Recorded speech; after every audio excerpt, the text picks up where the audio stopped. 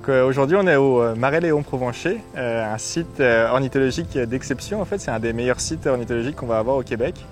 On peut avoir un certain nombre d'habitats en fait très variés, c'est ce qui fait en fait la richesse de ce site. Donc on va avoir notamment le marais, on va pouvoir retrouver un certain nombre d'espèces de canards très diversifiés. En fait, on a même eu la visite surprise d'un pélican d'Amérique ces dernières semaines là, qui a pu se nourrir de la diversité en espèces de poissons aussi qu'on va pouvoir retrouver dedans.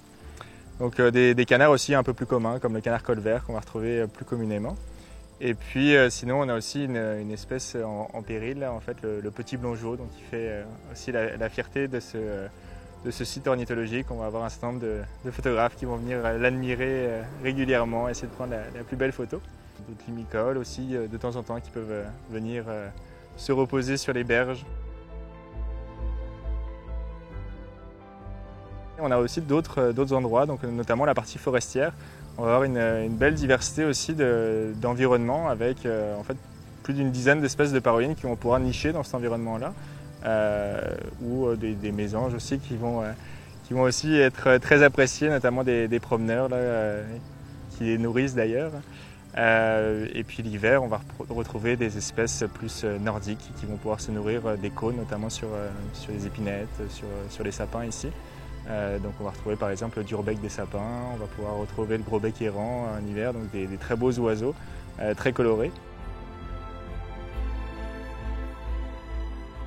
L'avantage aussi de ce site, c'est toujours un plus quand on a un site qui est proche du fleuve, c'est le fleuve justement, donc pouvoir observer tous les canards en migration, notamment au printemps, à l'automne également. Ça va être une grande diversité de canards, des canards des fois nordiques. On va avoir notamment le harel de Cacaoui, donc un très beau canard où le mâle est particulièrement sublime en fait, avec une assez longue queue qui va être assez facile à identifier. Et puis on va avoir d'autres canards un peu plus courants comme le grand harle ou d'autres. On va pouvoir retrouver des espèces plus des fois qui vont exploiter ces ressources de nourriture, donc on va avoir des prédateurs. Donc notamment des éperviers ou des faucons qui vont pouvoir des fois chasser un peu, donc le faucon émerillon notamment qu'on va pouvoir retrouver des fois à chasser des hirondelles qui nichent ici donc dans les nichoirs qui ont été construits donc, dans le Marais Provencher.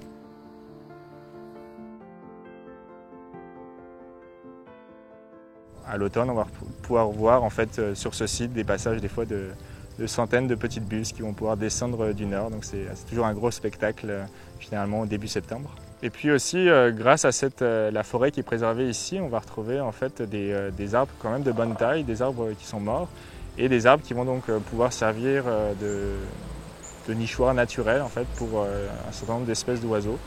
Donc, ça peut être autant des mésanges, ça peut être juste aussi des pics, voire donc, le grand pic, donc un très beau pic-bois. Qui va également se nourrir de ces arbres morts. Donc c'est vraiment une source de nourriture et une source de reproduction qui est particulièrement importante. Puis en fait ces arbres morts vont même aussi servir au pic pour tambouriner, donc ça va être leur stratégie de vocaliser. Donc leur cri n'est pas nécessairement très beau comme pourrait l'être le cri d'une paruline, mais ce tambourinage va vraiment porter très très loin et donc ça va leur permettre de communiquer et de marquer leur territoire aussi.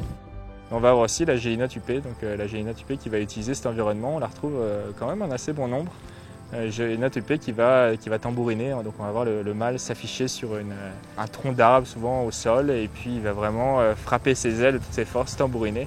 Donc ça aussi, ça va s'entendre vraiment sur des centaines de mètres, en fait, c'est vraiment très impressionnant.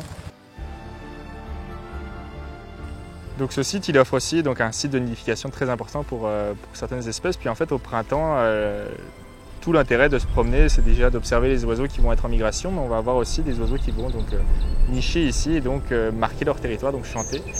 Dans ces oiseaux particulièrement intéressants à entendre chanter, en fait, ça va être le butoir d'Amérique, donc très discret, mais qui a un chant généralement très tôt le matin ou sinon plus en fin de journée. On va avoir aussi le héron vert, pas nécessairement un chant lui, mais le héron vert, pourquoi j'en parle aussi, c'est que c'est une espèce, on est vraiment à la limite nord de son aire de répartition et on peut aussi l'observer régulièrement donc, dans ce parc.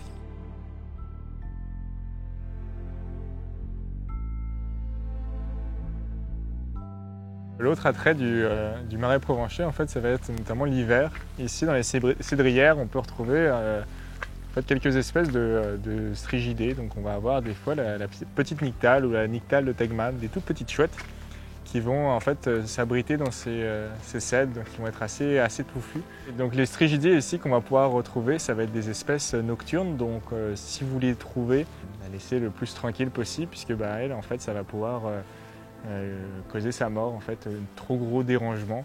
Elle va s'épuiser en fait, et puis après elle va avoir du mal à se nourrir, elle va finir par mourir. Donc c'est toujours une chance de pouvoir trouver une chouette, donc de l'apprécier et puis s'en aller tout doucement.